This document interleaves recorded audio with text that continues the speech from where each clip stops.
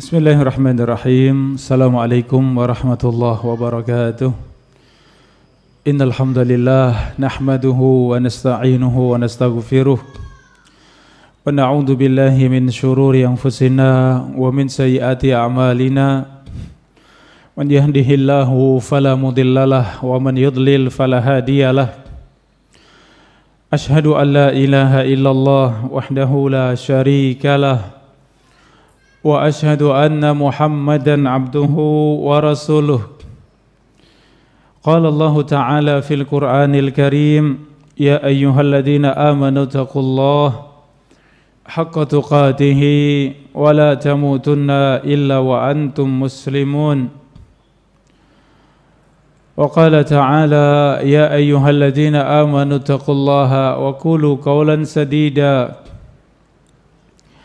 يصلح لكم أعمالكم ويغفر لكم ذنوبكم ومن يطع الله ورسوله فقد فاز فوزا عظيما فإن أصدق الحديث كتاب الله وخير الهدي هدي محمد صلى الله عليه وسلم وشر الأمور محدثاتها فإن كل محدثة بدعة وكل بدعة ضلالة وكل ضلالة في النار أما بعد. Alhamdulillah, akhwati fillah, saudari-saudari yang dirahmati Allah, bersyukur kepada Allah, sore yang berbahagia ini kembali kita bermajlis ilmu. Mudah-mudahan majlis kita diberkahi Allah. Bersama-sama kita tafaqquh fid din. Rasulullah sallallahu alaihi wasallam bersabda, man salaka tariqan yaltamisu fihi ilman sahhalallahu lahu bihi tariqan ilal jannah. Barang siapa menempuh satu jalan untuk sampai kepada ilmu, maka Allah mudahkan jalannya untuk sampai ke dalam surga. Akhwati fillah wa ikhwani fillah, saudara-saudari, para pemirsa, para pendengar rahimakumullah. Sore yang berbahagia ini kita kaji bersama Al-Arba'una Hadithan An-Nisa'iyah, 40 hadis terkait dengan wanita. Kita sampai pada pembahasan suami istri yang mensyaratkan kepada pasangannya tatkala ia meninggal agar tidak menikah lagi. Dari apa yang difahami bahwa suami istri di dunia tatkala keduanya masuk di dalam surga, maka mereka adalah pasangan suami istri di dalam surga. Saudara-saudari yang dirahmati Allah, inilah keutamaan yang agung. Allah Subhanahu wa ta'ala berikan kenikmatan yang sempurna kepada pasangan suami istri di dunia. Tatkala keduanya masuk di dalam surga, maka sungguh ia menjadi pasangannya di dalam surga. Allah Subhanahu wa ta'ala berikan kesempurnaan pada kebahagiaan penduduk surga, sehingga penduduk surga diberikan kebahagiaan. Salah satu kebahagiaan dan kenikmatan tersebut dikumpulkan bersama suaminya, dikumpulkan bersama istrinya, bahkan dikumpulkan bersama orang tuanya, dikumpulkan bersama dengan anak-anaknya. Allah Subhanahu wa ta'ala sebutkan di dalam Al-Quran, di antaranya surat Ar-Ra'd ayat 23, Jannatu adnin yadkhulunaha, surga Aden mereka masuk di dalamnya wa man salaha min abaihim, bersama dengan orang-orang saleh dari kalangan orang tuanya, wa azwajihim wa dzurriyyatihim, mereka masuk bersama dengan istri-istrinya, bersama dengan anak keturunannya. Saudara-saudari yang dirahmati Allah, demikian Allah berikan kenikmatan penduduk surga.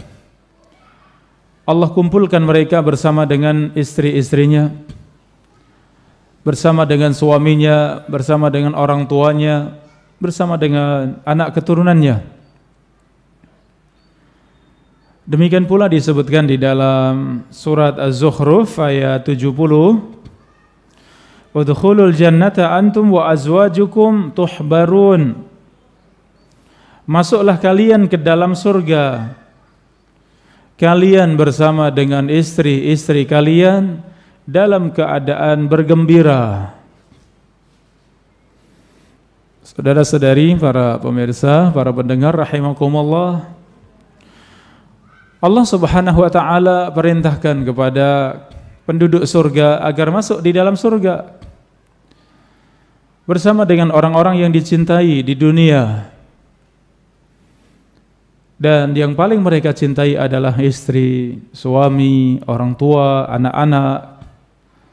Allah kumpulkan mereka semuanya di dalam surga. Saudara-saudari yang dirahmati Allah, Al-Imam Ibnu Katsir rahimallahu taala tatkala menafsirkan ayat ini, yajma'u bainahum wa baina ahbabihim fiha.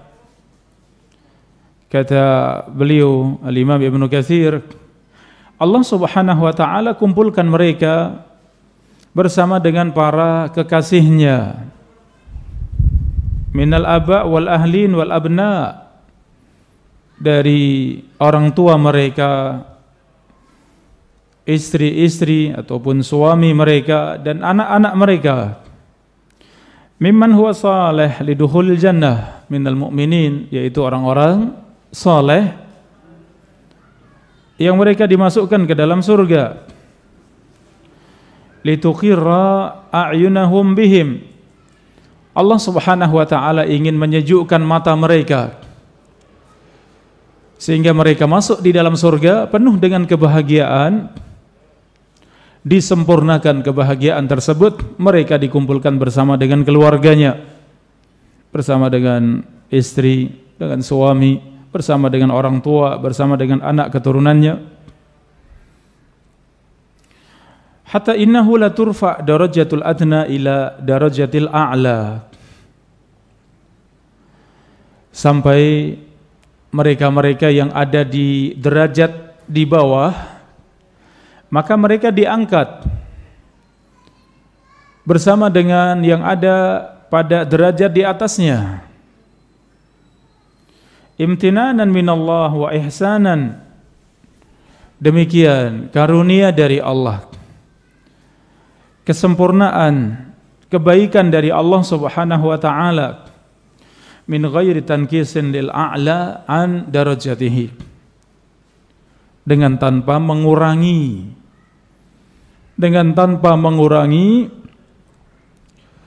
balasan Allah kepada mereka yang derajatnya ada di atasnya. Kama qala ta'ala, walladzina amanu wattaba'athum dzurriyyatuhum biimanin alhaqna bihim dzurriyyatahum. Kemudian Al-Imam Ibnu Katsir menambahkan dalil surat At-Tur ayat 21, sebagaimana firman Allah Subhanahu wa taala, dan orang-orang yang beriman dan keimanan mereka diikuti anak keturunannya, maka kami kumpulkan mereka bersama dengan anak keturunannya. Surat At-Tur ayat 21. Saudara-saudariku yang dirahmati Allah, salah satu kenikmatan yang Allah berikan kepada penduduk surga, di mana Allah Subhanahu wa taala kumpulkan penduduk surga bersama dengan orang tuanya, bersama dengan istri, bersama dengan suami kalau itu seorang istri, bersama dengan anak keturunan mereka, Allah kumpulkan. Bagaimana kalau derajat mereka ternyata tidak sama? Ya, ada yang derajatnya di atas. Maka yang ada di bawah Allah naikkan sehingga sederajat dengan mereka yang paling di atas, dengan tidak mengurangi kenikmatan yang sudah ada di derajat paling atas di antara mereka di dalam satu keluarga tersebut. Tidak lain agar mereka merasakan kebahagiaan yang sempurna. Mereka masuk di dalam surga bersama dengan keluarganya. Saudara-saudari, para pemirsa, para pendengar rahimakumullah, dalam kehidupan dunia juga demikian.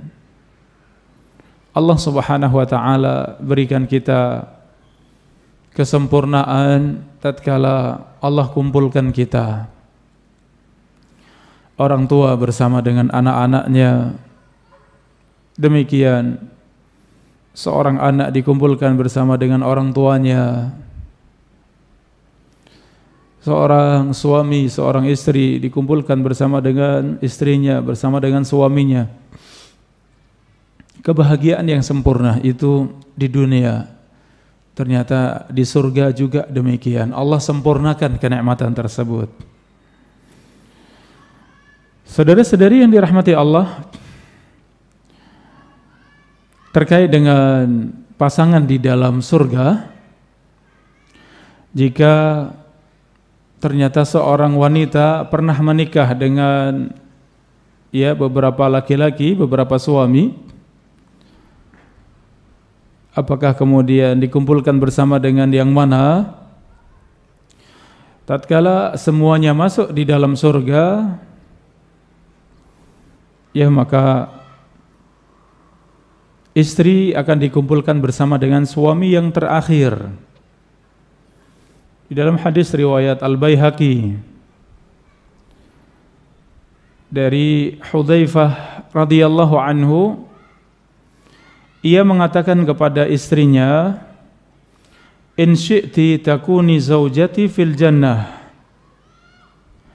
Jika engkau ingin menjadi istriku di dalam surga, fala tazawwaji ba'di, maka janganlah engkau menikah setelah aku mati.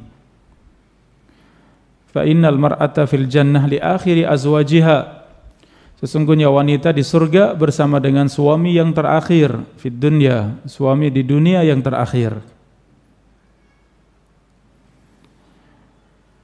Saudara-saudari yang dirahmati Allah, asar ini dari Hudzaifah Ibn al-Yaman radhiyallahu anhu. Demikian juga asar dari Abu Darda.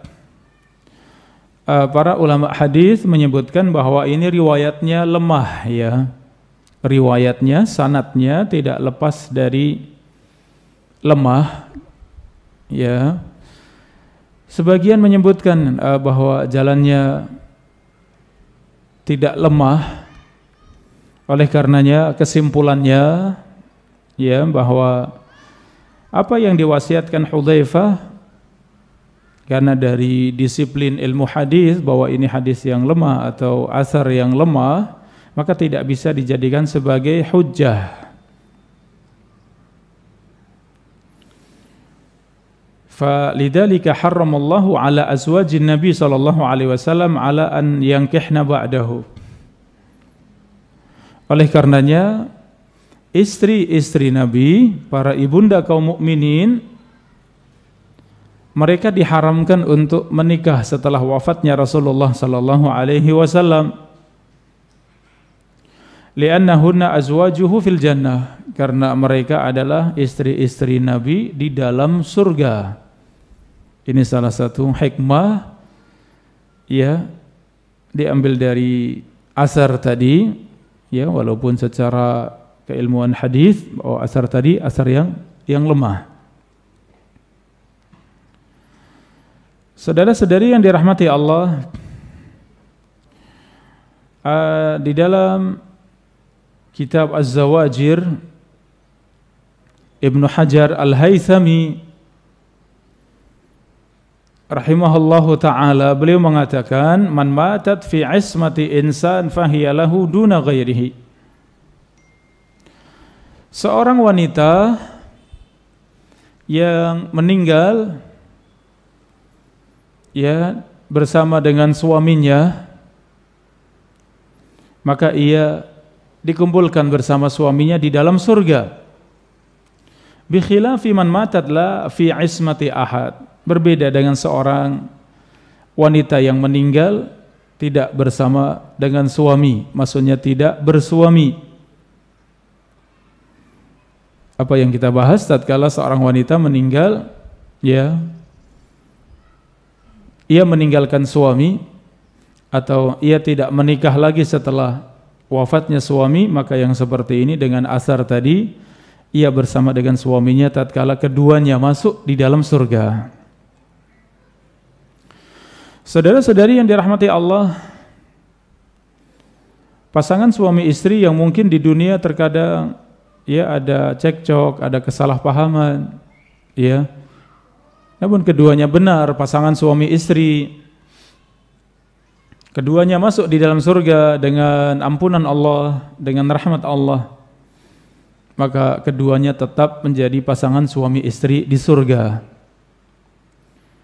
Dalam surat Al-Hijr ayat 47 Allah berfirman, "Wa naza'na ma fi sudurihim min ghillin ikhwanan."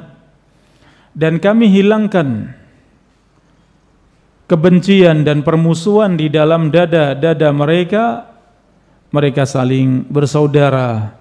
Ala sururin mutaqabilin, mereka ada di atas dipan-dipan saling memandang. Saudara-saudari yang dirahmati Allah, demikian Allah Subhanahu wa taala hilangkan semua bentuk permusuhan, ya, kebencian, sifat iri, dengki, semua penyakit hati dibersihkan dari hati penduduk surga. Maka tidak tersisa di dalam hati mereka kejelekan, sehingga yang ada adalah kebaikan. Mereka mencintai, mereka saling menyayangi di dalam surga, tanpa tersisa apa yang ada di dunia dulunya. Tatkala mereka mungkin ada yang bermusuhan, ada yang saling membenci, maka semuanya disucikan oleh Allah Subhanahu wa taala. Ini menunjukkan betapa mulianya kehidupan di dalam surga, kenikmatan di dalam surga. Allah Subhanahu wa taala jadikan seorang istri manusia yang paling ia cintai di dalam surga. Demikian seorang suami, ya, seorang yang paling dicintai di dalam surga. Bagaimana Allah Subhanahu wa taala kumpulkan suami istri tersebut di dalam surga di atas kecintaan dan ridha Allah Subhanahu wa taala. Saudara-saudari yang dirahmati Allah, adapun mereka-mereka yang tidak memiliki suami, tidak memiliki istri sampai meninggal, tidak ada pasangannya di dunia, bagaimana keadaan mereka di surga? Maka Allah Subhanahu wa taala pasangkan mereka sesuai dengan kehendak Allah. Ya, di dalam hadis yang sahih riwayat Muslim, ma fil jannati a'zab wa ma fil jannati a'zab. Tidak ada di dalam surga seorang yang bujang, ya, tidak ada di dalam surga seorang yang tidak bersuami, tidak beristri. Semua berpasang-pasangan. Allah Subhanahu wa taala pasangkan mereka yang tidak memiliki pasangan di dunia sesuai dengan kehendak Allah Subhanahu wa taala. Saudara-saudari yang dirahmati Allah, para pemirsa, para pendengar rahimakumullah, dari beberapa dalil tadi, salah satu kenikmatan Allah untuk mereka pasangan suami istri yang keduanya masuk di dalam surga, Allah kumpulkan mereka di dalam surga yang ada di derajat di bawahnya, dinaikkan oleh Allah Subhanahu wa taala dengan izin Allah, dengan kehendak Allah. Kemudian bagaimana dengan seorang suami yang mensyaratkan kepada istrinya, kalau aku meninggal, ya kamu jangan menikah lagi. Atau sebaliknya seorang istri mengatakan pada suami, kalau saya meninggal, ya jangan menikah lagi. Ada riwayat dari Ummu Mubashir radhiyallahu anhu, tatkala Nabi SAW melamar ya mantan istrinya Al-Barra bin Ma'rur. Faqalat, maka wanita tersebut menjawab, inni syarattu li zawji an la atazawwaj ba'dahu. Wanita tersebut menjawab, sesungguhnya aku sudah memberikan syarat kepada suamiku, aku tidak akan menikah lagi setelah suamiku meninggal. Faqala Nabi sallallahu alaihi wasallam, inna hadza la yasluh. Rasulullah sallallahu alaihi wasallam menjawab, sesungguhnya yang demikian tidak pantas, tidak tepat. Saudara-saudari yang dirahmati Allah, hadis ini hadis yang hasan, diriwayatkan oleh Al-Imam At-Tabrani di dalam Mu'jam Al-Kabir was-Shaghir. Hadis yang dihasankan oleh ahli hadis, di mana tatkala wanita tersebut menjawab, aku sudah menerima syarat suamiku agar aku tidak menikah setelah suamiku meninggal, ternyata Rasulullah sallallahu alaihi wasallam memberikan wasiatnya, inna hadza la yasluh. Sesungguhnya yang demikian tidak pas, tidak pantas. Artinya sesuatu yang ya tidak ada kewajiban untuk menepatinya, sesuatu yang seharusnya tidak boleh seorang memberikan syarat yang demikian. Saudara-saudari yang dirahmati Allah, ya inilah fikih yang terkait dengan seorang istri, seorang suami yang memberikan syarat pada pasangannya untuk tidak menikah setelah salah satunya meninggal. Ternyata yang demikian ya perkara yang tidak lazim, sesuatu yang tidak harus, bahkan tidak boleh memberikan syarat yang demikian. Seandainya benar sudah mensyaratkan demikian, sudah saling menyepakati, sudah menerima, kemudian salah satunya meninggal, maka tidak wajib untuk menepati perkara yang demikian. Apalagi kalau ternyata misalnya yang meninggal duluan suami, ternyata istri ya masih muda misalnya, khawatir terjatuh di dalam fitnah. Ya, jika ia menunaikan apa yang disyaratkan suaminya tadi, sehingga bisa terjatuh di dalam perkara yang membahayakan, kerusakan, ya, syarat yang demikian juga bertentangan dengan tujuan syariat, di mana tujuan syariat perintah untuk menikah dan dijamin lebih menundukkan pandangan dan lebih menjaga kemaluan. Seorang yang sudah menikah kemudian ditinggal wafat suaminya, ditinggal wafat istrinya, maka tidak ada yang aman dari fitnah. Oleh karenanya tujuan syariat tentu ya tidak membiarkan mereka hidup ya menjadi seorang lelaki duda, seorang wanita janda, tidak demikian. Dilihat dari tujuan menikah, diantaranya memperbanyak anak keturunan, memperbanyak kaum muslimin, jumlah kaum muslimin, tentu ini juga disyariatkan untuk menikah. Kita lihat dalam kisahnya Umar bin Al-Khattab radhiyallahu anhu, tatkala mendapati putrinya Hafsah bintu Umar dalam keadaan ditinggal suaminya, Umar melihat putrinya sudah seharusnya segera menikah, maka Umar segera berusaha menikahkan putrinya. Ia tawarkan kepada Utsman bin Affan radhiyallahu anhu. Ternyata Utsman mengatakan, aku belum mau menikah. Ditawarkan kepada Abu Bakar radhiyallahu anhu, ternyata Abu Bakar diam. Ternyata kemudian dinikahi Rasulullah sallallahu alaihi wasallam. Ya, oleh karenanya yang seperti ini tidak terjadi di kalangan para sahabat.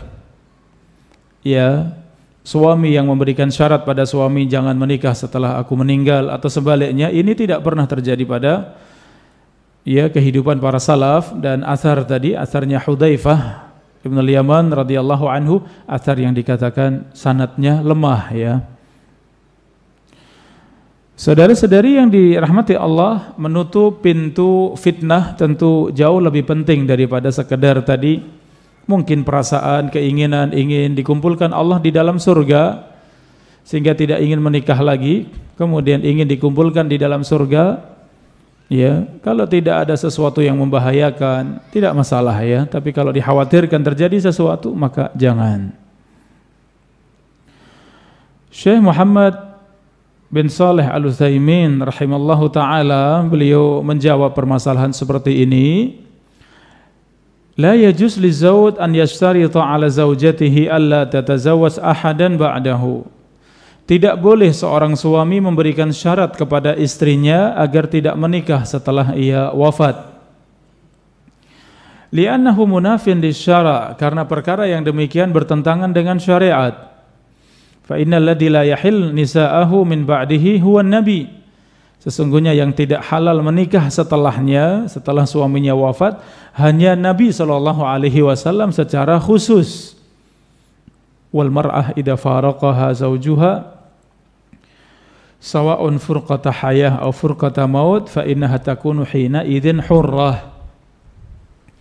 Dan tatkala seorang istri ditinggal wafat suaminya, ya maka istri dalam keadaan hurrah, dalam keadaan sudah selesai dari masa iddahnya ditinggal wafat suami, maka ia menjadi seorang wanita yang merdeka.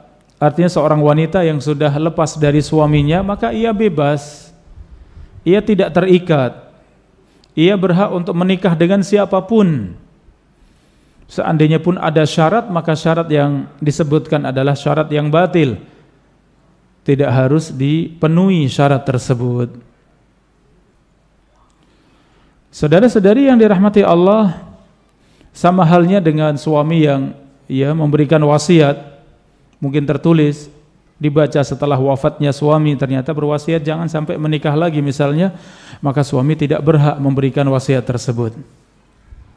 Wasiat yang tidak dianggap di dalam syariat, wasiat yang tidak wajib untuk ditunaikan.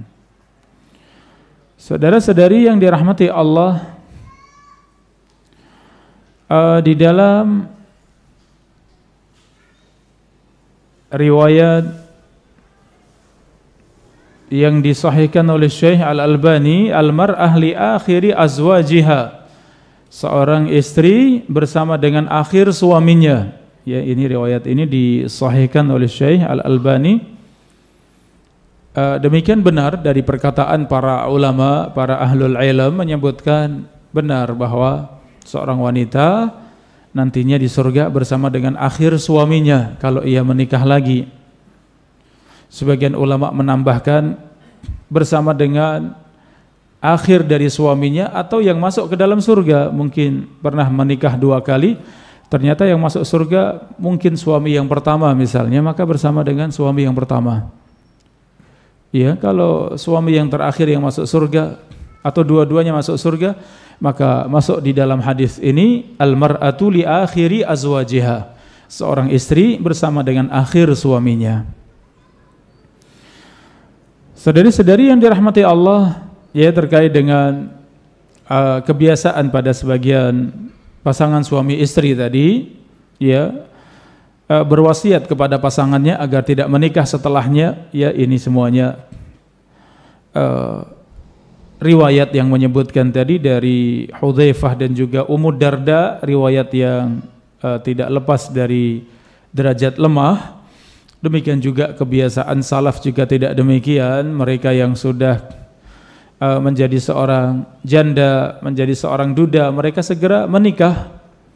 Ya, para wanita salaf ketika ditinggal wafat suaminya, maka mereka segera menikah. Tentu ini lebih selamat dari fitnah, lebih aman buat mereka. Ada yang menjaga mereka, ada yang memberikan kecukupan kepada mereka. Tentu hikmah sangat banyak dari pernikahan. Ya, oleh karenanya syarat yang demikian, ya, tentu syarat yang tidak lazim, syarat yang tidak mengharuskan. Ya, oleh karenanya kembali kepada hadis tadi, al-mar'ah li akhiri azwajiha, seorang wanita bersama dengan akhir suaminya. Ini perkara yang mudah di dalam syariat. Ya, tidak mengharuskan bahwa seorang merasakan berat karena sudah terlanjur ia menerima apa yang diucapkan suaminya, terlanjur menerima apa yang disyaratkan oleh istrinya. Tidak demikian. Alhamdulillah, kita tahu syariat Islam, inna dina yusrun, sesungguhnya agama ini mudah. Walan yusyadda dina ahadun illa ghalabah, tidak ada yang memberatkan diri melampaui batas kecuali akan binasa. Pengecualiannya adalah keadaan suami istri yang mana keduanya ya memang sama-sama merasa ringan untuk tidak menikah lagi setelah wafat salah satunya. Ya, seorang istri misalnya benar-benar terjaga, aman, ya, benar-benar bisa istiqomah, dia lebih memilih untuk tidak menikah. Ini pilihan, artinya boleh saja, tidak harus menikah. Walaupun tetap dianjurkan untuk menikah, itu jalan selamat. Itu jalan yang ditempuh oleh para salafus saleh. Ya, namun seandainya ada di antara mereka yang memang benar-benar merasa bahwa itu mudah, tidak ada masalah, tidak ada fitnah, ia bertahan menjadi seorang wanita janda, tidak ingin menikah lagi, maka ini juga tidak masalah. Namun demikian itu bukan sesuatu yang harus. Tatkala sudah terlanjur berjanji pada suami misalnya, maka itu bukan janji yang wajib untuk ditepati. Bahkan janji yang demikian bertentangan dengan syariat. Demikian saudara-saudariku yang dirahmati Allah, apa yang kita kaji pada kesempatan sore yang berbahagia ini. Seorang pasangan suami istri yang memberikannya agar tidak menikah setelah wafatnya, maka ini sudah kita kaji bersama di kesempatan sore yang berbahagia ini. Mudah-mudahan bermanfaat untuk kita semuanya. Taim, kita masuk di sesi tanya jawab. Pertanyaan yang pertama, Assalamualaikum Ustaz. Waalaikumsalam warahmatullahi. Izin bertanya di luar tema, adakah urutan dalam berdoa saat berziarah kubur? Syukran. Afwan, jazakumullahu khairan. Akhwati fillah wa ikhwani fillah rahimakumullah. Terkait dengan ada berdoa secara umum, ada berdoa secara mengucapkan hamdalah, mengucapkan salawat, memuji Allah, mengagungkan Allah, kemudian setelah itu berdoa. Dan doa disunahkan untuk berdoa untuk diri sendiri sebelum berdoa untuk orang lain. Ya, berdoa untuk diri sendiri, keselamatan diri sendiri, kebaikan dunia, kebaikan akhirat untuk diri sendiri. Setelah selesai baru kemudian menginjak pada doa untuk orang lain, doa untuk istri, untuk suami, doa untuk keluarga, untuk anak-anak, doa untuk orang tua. Ya, demikian doa untuk kaum muslimin secara umum. Ya, dan kemudian juga demikian di akhir ditutup dengan hamdalah dan salawat pada Nabi SAW.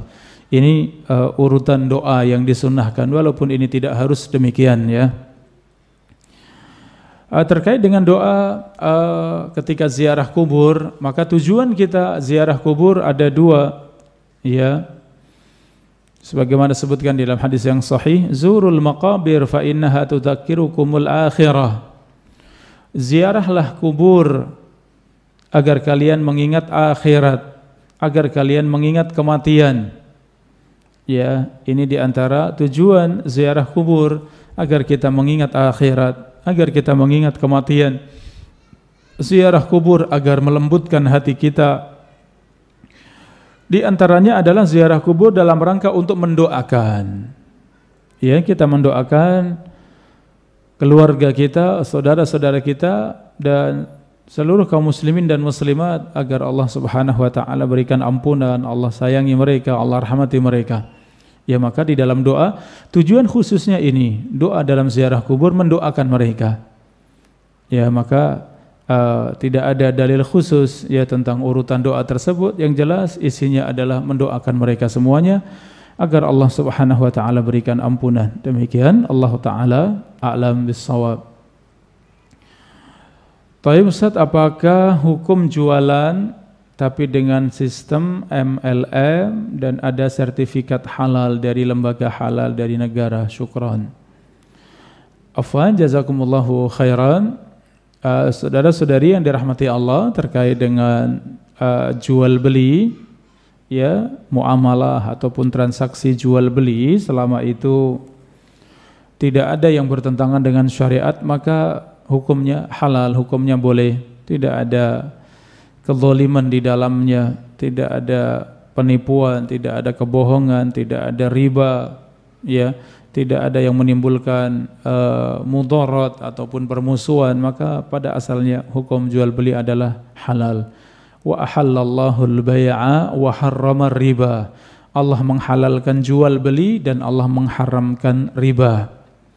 Saudara-saudari yang dirahmati Allah, adapun sistem MLM, ya, sejauh yang saya fahami di situ ada sistem yang sistem kezaliman, ya, di mana sebagian bekerja, sebagian tidak, ya, dan kemudian keuntungan pun ternyata tidak sesuai dengan usaha mereka. Semakin tinggi levelnya semakin mudah, ya, dan sangat menyulitkan yang di bagian bawah. Tentu yang demikian ditinggalkan, ya. Wallahu ta'ala a'lam bis-shawab.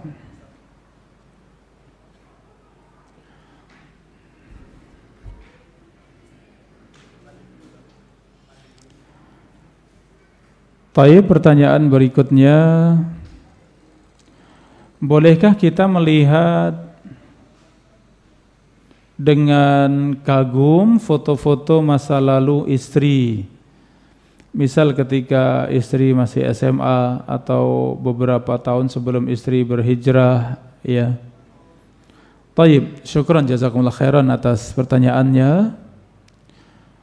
Saudara-saudari yang dirahmati Allah, sebelum menjawab ini tentu berkaitan dengan foto, ya. Bagaimana hukum foto di dalam Islam, ya. Sebagian ulama mengatakan tidak boleh, ya, karena foto bagian daripada menggambar. Sebagian ulama mengatakan boleh, ya, selama itu ada hajat, ada kebutuhan, ya, maka tidak mengapa. Seperti kebutuhan di, ya, mungkin KTP, di SIM, paspor dan yang lainnya, kebutuhan yang mendesak, maka tidak mengapa. Oleh karenanya jalan selamat, ya, foto sesuatu yang seharusnya tidak bermudah-mudahan untuk kita pakai, untuk kita simpan, untuk kita ambil sebagai kenangan ini, ya. Secara syar'i demikian. Adapun terkait dengan seorang suami yang melihat foto istri sebelum menikah, ya, ketika di masa kecilnya, masa SMP, SMA-nya, ada foto-fotonya, bagaimana yang demikian? Maka yang demikian tidak masalah, ya. Itu sudah menjadi istrinya, itu sudah halal baginya, ya. Kalaupun ada foto-foto di masa yang lalu kemudian melihatnya, ya, mungkin dengan melihat itu semakin tahu tentang istrinya, semakin kagum, semakin cinta dengan istrinya, atau sebaliknya semakin cinta dengan suaminya, tidak masalah, ya. Tetapi kembali kepada tadi, menyimpan foto tadi bukanlah sesuatu yang dianjurkan atau sesuatu yang baik di dalam syariat Islam. Demikian, Allahu taala a'lam. Baik.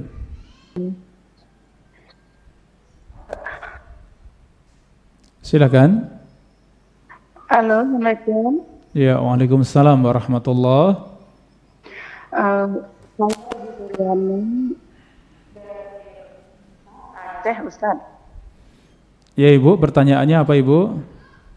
Saya mau bertanya, jika seorang janda mau menikah lagi, Iya. apakah anak kandungnya boleh menikahnya? Iya. Kemudian apakah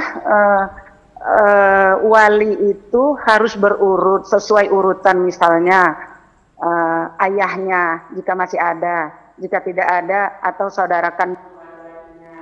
Iya. Kalau tidak ada, pamannya. Iya. Apakah harus berurut gitu, ataukah kalau jika salah satu di antara wali itu yang mana aja boleh menikahkannya, atau harus urutannya gitu, Ustaz? Baik, iya, Ibu. Yang pertama tadi, iya. Ya. Waalaikumsalam warahmatullahi wabarakatuh. Wa fikum barakallah. Saudara-saudari, para pemirsa, para pendengar rahimakumullah, terkait dengan seorang wanita janda yang dinikahkan putranya ya. Salah satu dari wali seorang wanita untuk menikahkan adalah putranya. Ya, kalau putra tersebut sudah dewasa, sudah balik, ya, ia pun sudah mengetahui maslahat ketika anak ingin menikahkan ibunya dengan ya si fulan, dengan bapak fulan, ia tahu maslahat sehingga dia yang menjadi wali untuk menikahkan ibunya, ini tidak masalah. Ini benar ya, pernikahan yang sah, wali yang sah ya, demikian. Kemudian yang kedua ya terkait dengan urutan sebagai wali memang demikian. Ya, al-aqrab fal-aqrab, ya siapa yang paling dekat di antara mereka untuk menjadi wali. Ya, para ulama menyebutkan urutannya wali yang pertama adalah orang tua. Ya, orang tua. Kemudian yang kedua al-wasi, orang yang diberikan wasiat oleh orang tua. Ya, ayah maksudnya. Setelah ayah, siapa yang diberikan wasiat oleh ayah? Kalau tidak ada wasiat, maka kemudian berlaku pada yang paling dekat di antara mereka. Ayah tidak ada, bisa yang menjadi wali kakeknya. Ya, kakek tidak ada, maka boleh yang menjadi wali pamannya ataupun saudara kandungnya. Ya, kalaupun tidak ada, boleh juga anak pamannya ataupun anak saudara kandungnya. Tentu anak laki-laki ya yang boleh menjadi wali, anak laki-laki. Demikian yang paling dekat pada yang paling dekat. Kalau ada yang paling dekat tetapi yang paling mudah menikahkan yang lebih jauh misalnya, maka meminta izin dari yang paling jauh ya untuk ada yang lebih jauh. Misalnya ayahnya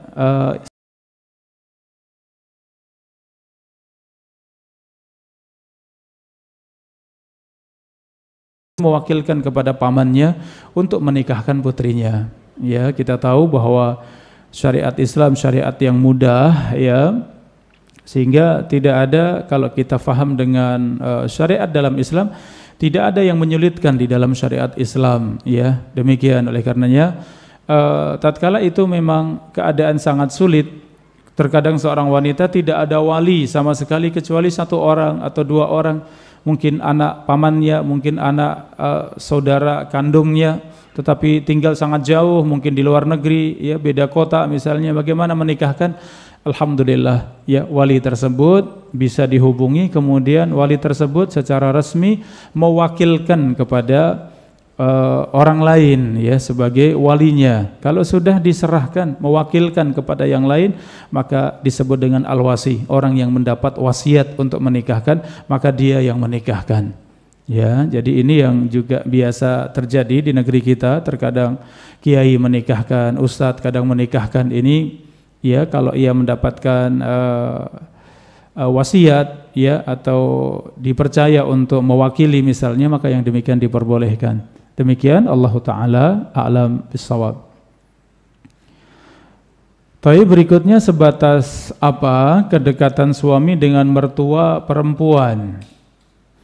Bolehkah suami membonceng motor ibu mertua untuk keperluan perjalanan, mengantar ke pasar atau ke tempat lain? Jazakumullah khairan. Wa iyyakum jazakumullah khairan. Seorang suami ya bersama dengan ibu mertuanya ini sudah menjadi mahramnya. Ya, menjadi mahramnya, bahkan itu mahram untuk selamanya. Anggaplah suami istri ini ternyata kemudian setelahnya berpisah, ya mungkin cerai atau mungkin istri meninggal misalnya. Bagaimana dengan suami tadi? Hubungannya dengan ibu mertua itu tetap menjadi ibu mertua untuk selamanya, walaupun sudah pisah, walaupun sudah cerai. Tidak boleh kemudian suami tersebut setelah wafatnya istri kemudian menikahi ibu mertuanya, tidak boleh, karena itu adalah mahram muabbad ya, mahram untuk selamanya ya. Kalau sudah difahami bahwa itu mahram selamanya ya, ibu tersebut, ibu mertua adalah mahramnya, maka ya sebagai hukum mahram ia boleh ya nampak pada suami tersebut. Ibu mertua boleh terlihat ya rambutnya, kepalanya, kedua tangannya, kedua kakinya, anggota wudhunya ya sampai di lehernya, ini hal yang biasa. Itu bukan aurat karena itu merupakan mahramnya. Apalagi yang lebih ringan dari itu ya, memboncengkan ya ke pasar misalnya, naik mobil berdua dengan menantunya, ini sudah menjadi mahramnya. Demikian, Allah taala a'lam bissawab. Baik, berikutnya Ustaz, bolehkah mengumpulkan beberapa biodata akhwat sekaligus untuk mencari yang terbaik karena kebetulan banyak yang menawarkan? Baik, syukran jazakumullah khairan atas pertanyaannya. Ini dikembalikan kepada hadis la yu'minu ahadukum hatta yuhibba li akhihi ma yuhibbu li nafsihi. Ya, tidak sempurna keimanan seorang sampai ia mencintai untuk saudaranya apa yang dicintai untuk diri sendiri. Ya, maka anggaplah kita punya putri, kita punya adik perempuan, kemudian kita menawarkan kepada seorang ikhwan. Ternyata ikhwan tersebut kolektor ya, kolektor biodata akhwat misalnya. Kira-kira kita ridho tidak digitukan? Ya, ini hukum kembalikan kepada diri sendiri. Oh, ternyata ikhwannya ya suka ngoleksi biodata akhwat ya, menggantung tidak jelas jawabannya misalnya. Tentu yang demikian tidak berakhlak ya, tidak beradab ya. Kalau kebetulan ternyata ia belum masuk di dalam proses melamar misalnya, maka ini masih bebas ya, ia bisa melanjutkan di salah satu prosesnya misalnya. Kemudian yang lain ia katakan tunggu dulu, saya masih dalam proses misalnya. Ya, kalau jadi alhamdulillah lanjutkan, kalau tidak bisa kemudian melanjutkan pada tawaran yang berikutnya ya, dalam tawaran pernikahan tersebut. Demikian. Tetapi jangan sampai dengan sengaja ia mengumpulkan ya. Ini tentu al-jaza' min jinsil amal ya, balasan sesuai dengan amal. Ini tidak baik. Bahkan yang sering kita dengar, model ikhwan yang suka koleksi seperti ini akhirnya dapatnya malah tidak baik. Ya, akhirnya dapatnya malah tidak baik karena suka koleksi ya. Justru jadilah seorang ikhwan yang benar-benar niatannya baik. Saya ingin menikah karena Allah, saya ingin dapat yang terbaik. Bismillah, saya tempuh juga dengan jalan yang baik. Seandainya orang lain pun tahu ya, ia menerima. Ya, jangan sampai kemudian ternyata tatkala diketahui pihak yang lain, ya ternyata pihak lain tidak menerima cara yang seperti itu. Ya, ini salah satu kaidah di dalam bermuamalah ya, ini berlaku pada semua muamalah. Tidak beriman seorang dari kalian sampai ia mencintai untuk saudaranya apa yang dicintai untuk diri sendiri. Ya, kalau sedang dalam proses sampaikan mohon maaf saya belum bisa ya mengambil biodata dulu, saya masih dalam proses ya. Nanti kalau ada kabar lain saya kabari misalnya, mudah insyaallah kalau demikian. Baik, wallahu taala a'lam bissawab. Berikutnya, jika bilang sama suami apakah ada niat poligami, kemudian sebelum suami menjawab, istri bilang semoga tidak ada niat poligami ya, aku belum siap untuk dipoligami. Apakah dosa jika bilang sama suami jika aku meninggal lebih dulu dan suami mau nikah lagi, jika anak-anak dirawat sama ibu tiri, maka berikan sama orang tuaku? Mohon penjelasan, jazakumullah khairan wa iyyakum. Saudara-saudari yang dirahmati Allah, terkait dengan pertanyaan yang pertama tadi, ucapan seorang istri, saya belum siap untuk dipoligami. Ya, mungkin suami akan bertanya, lah kapan siapnya? Ya, tentu ucapan yang demikian seharusnya dihindari karena ini syariat Allah Subhanahu wa taala ya, di mana Allah Subhanahu wa taala perintahkan kepada orang-orang yang beriman untuk segera menikah. Rasulullah SAW juga perintahkan kepada para pemuda agar segera menikah. Demikian hikmah dari syariat poligami juga. Terkadang seorang laki-laki ya memang ingin menikah kembali, memang butuh untuk menikah kembali ya, sehingga ucapan yang demikian jangan sampai menjadi salah satu cara, salah satu jalan untuk menghalangi suami untuk menikah kembali, padahal mungkin suami butuh untuk menikah kembali ya. Demikian karena kita tahu syariat Allah untuk maslahat semuanya. untuk maslahat suami, untuk maslahat istri, untuk maslahat anak-anak, keluarga, untuk maslahat Islam dan kaum muslimin. Kita yang memahami dari sisi yang negatif mungkin keterbatasan ilmu kita, ya, kurangnya keimanan dan ketakwaan kita. Padahal kalau kita faham secara sempurna, sungguh tidak ada syariat Allah Subhanahu wa taala yang memberatkan kita semuanya, karena di dalamnya penuh dengan hikmah. Adapun pertanyaan yang kedua, ya, kalau aku meninggal nanti anak-anak serahkan kepada ibu, ya, kepada ibu mertua. Saudara-saudari yang dirahmati Allah, ya, terkait dengan seorang yang meninggal, maka yang terjadi setelahnya itu sudah diatur di dalam syariat Islam. Ya, semua sudah diatur di dalam syariat Islam. Ya, ketika seorang istri meninggal, ternyata suami bersama dengan anak-anaknya, maka ini berkaitan dengan hak asuh, ya. Ini hak asuhnya siapa? Ini hak asuhnya suami. Maka suami yang berhak mengasuh anak-anak. Ya, ini dibahas di dalam fikih, karena mengasuh adalah perkara yang besar yang akan menentukan soleh dan tidaknya anak-anak, baik dan tidaknya anak-anak. Ini kembali kepada maslahat mendidik tadi, mengasuh tadi. Oleh karena ditentukan dalam Islam. Suami istri yang cerai, yang berpisah, ini hak asuhnya kembali pada siapa? Ya, kalau istri belum menikah lagi, maka itu menjadi hak asuhnya seorang istri, kecuali anak sudah besar, sudah berumur 7 tahun, sudah bisa memilih, maka anak diberikan pilihan. Ya, ini khusus anak laki-laki. Anak laki-laki yang sudah 7 tahun atau lebih diberikan pilihan mau ikut ibu atau mau ikut bapak. Ya, ini setelah 7 tahun. Adapun anak perempuan, walaupun sudah besar, sudah 7 tahun atau lebih, ini hak asuhnya ada pada bapak. Karena yang bisa mendidik anak perempuan adalah bapak. Yang menjadi wali anak perempuan adalah bapak. Demikian. Ternyata ini semuanya sudah diatur dalam syariat Islam. Ya, kalau kemudian ada wasiat tadi, tolong anak-anak serahkan kepada ibu mertua, ini bukan haknya seorang istri untuk, ya, berwasiat yang demikian. Kalau suami pun menerima, alhamdulillah. Kalaupun tidak masalah, karena ini bukan wasiat yang mengikat, ya, bukan wasiat yang mengharuskan. Sama halnya, ya, seperti seorang istri yang meninggal kemudian mengatakan, kalau aku meninggal nanti barang-barang milikku berikan pada anak perempuanku. Ya, jangan sampai disentuh istri yang baru misalnya.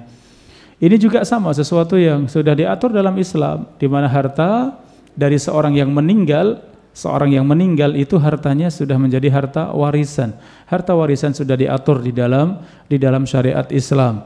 Ya, pembagiannya sudah diatur dalam syariat Islam, kecuali ada wasiat. Ya, adapun wasiat maka boleh, itu sudah menjadi wasiat selama itu bukan wasiat kepada ahli waris, selama wasiat dari harta yang ditinggalkan itu tidak lebih dari 1/3, maka cukup paling banyak 1/3 dan wasiat tersebut bukan untuk ahli waris. Demikian sudah diatur, sudah dijelaskan di dalam syariat Islam. Wallahu taala a'lam bissawab. Taib, assalamualaikum. Waalaikumsalam warahmatullahi. Mohon izin bertanya, Ustaz, bagaimana jika suami istri telah bercerai? Kedudukan di akhirat nanti apakah juga akan bersama? Terkait tadi bahwa para suami terakhirnya. Taib. Jazakumullah khairan atas pertanyaannya. Yang dimaksudkan dengan hadis tadi, al-mar'atu ma'a akhiri azwajiha, seorang istri akan bersama dengan akhir suaminya. Ini maksudnya status di dunia masih pasangan suami istri, ataupun kalau berpisah karena kematian, bukan karena perceraian. Ya, berpisah karena kematian, maka tetap statusnya suami istri. Ya, kalau itu berpisah karena perceraian, ya ini sudah menjadi mantan, ya sudah bukan suami istri lagi. Sehingga kalau di dunia sudah bercerai maka sudah bukan pasangannya. Dikatakan suami seorang lelaki duda, wanita seorang wanita janda. Kalau sampai meninggal tidak menikah lagi, maka ini yang disebut dalam penjelasan tadi bahwa mereka yang akan dinikahkan Allah di dalam surga sesuai dengan kehendak Allah. Karena tidak ada penduduk surga yang sendirian, ya semua diberikan pasangan. Demikian, Allah Ta'ala a'lam bissawab. Dari pendengar radio Muslim di Yogyakarta, assalamualaikum. Waalaikumsalam warahmatullahi. Ada 2 pertanyaan. Yang pertama, apakah istri yang terlanjur berjanji ingin menikah lagi harus membayar kafarat? Ya, apakah istri yang terlanjur berjanji ingin menikah lagi harus membayar kafarah? Kemudian yang kedua, jika jin bisa menjelma hewan, ular, dan tidak mau pergi setelah 3 hari diusir, adalah jin kafir, apakah ini berlaku juga pada kucing? Ada kucing-kucing yang sulit diusir dari rumah. Jazakumullah khairan. Wa iyyakum jazakumullah khairan. Baik, terkait dengan pertanyaan yang pertama, sesuatu yang ada kafarahnya adalah sumpah, ya, di antaranya adalah sumpah. Seorang yang bersumpah, demi Allah saya akan demikian, ya. Kemudian ia membatalkan sumpah tersebut karena dilihat ada yang lebih baik daripada sumpah tersebut, maka ia tinggalkan sumpah tersebut, ia batalkan sumpah tersebut, kemudian membayar kafarah. Ya, membayar kafarah, memberi makan 10 orang miskin atau memberi pakaian 10 fakir miskin, kalau tidak mampu maka puasa 3 hari. Ya, ini. Adapun kalau sekedar janji, ini tidak ada kafarahnya, tidak ada tebusannya. Ya. Janji kalau memang baik, memang benar, itu yang harus ditunaikan. Ya, kewajiban kita untuk ya ayyuhalladzina amanu aufu bil uqud. Wahai orang-orang yang beriman, tunaikanlah janji-janji kalian. Ya, ini yang menjadi kewajiban kita. Adapun kafarah tidak ada. Ya, dan terkait tadi seorang istri yang ingin menikah lagi setelah wafat suaminya, maka ini suatu yang baik kalau mampu kerjakan, kalaupun tidak bukan sesuatu yang wajib. Yang kedua terkait dengan binatang-binatang seperti ular tadi, ya, di mana ular ada hadis secara khusus bahwa ular yang ada dalam rumah untuk dibacakan doa, ya, dibacakan zikir, khawatir itu penjelmaan dari jin. Ya, sebagian riwayat menyebutkan beri waktu 3 hari. Ya, kalau tidak maka berarti ular biasa. Kalau sudah pergi, ya insya Allah apakah dari jin ataupun ular yang biasa namun sudah keluar dari rumah. Ini bahasanya ada pada ular, ya. Adapun pada binatang yang lain maka tidak ada dalilnya. Dan ini berbicara masalah gaib, sesuatu yang gaib, sesuatu yang butuh dalil. Kalau tidak ada dalilnya maka dikembalikan kepada sesuatu yang tidak kita ketahui. Ya, maka apakah kucing juga demikian? Tentu tidak. Kucing binatang biasa. Ya, apalagi kucing adalah binatang yang sangat jinak, ya, sangat jinak, sangat dekat dengan manusia. Wajar kalau kemudian ia mau di rumah kita, sering kita kasih makan, mungkin sering kita sapa, ya, sering dielus, ya, akhirnya nempel di rumah, selalu di rumah. Ini hal yang biasa, ya. Bukan kemudian kalau sudah lebih dari 3 hari sudah dibacakan kemudian boleh dibunuh, tidak. Ini berlaku hanya pada ular. Baik, demikian saudara-saudari jamaah sekalian rahimakumullah, apa yang kita kaji pada kesempatan sore yang berbahagia ini, mudah-mudahan bermanfaat untuk kita semuanya. Wallahu taala a'lam bissawab. Subhanakallahumma wa bihamdika asyhadu an la ilaha illa anta astaghfiruka wa atubu ilaik. Wassalamualaikum warahmatullahi wabarakatuh.